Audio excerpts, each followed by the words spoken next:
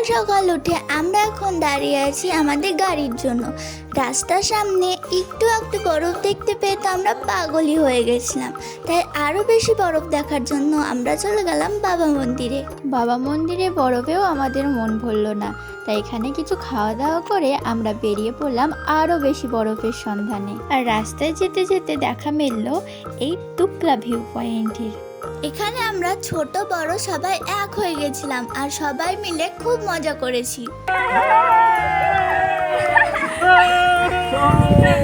এরপর আমরা বেরিয়ে পড়লাম নাথুলা পাসের উদ্দেশ্যে আর পৌঁছে গেলাম নাথুলা পাসে।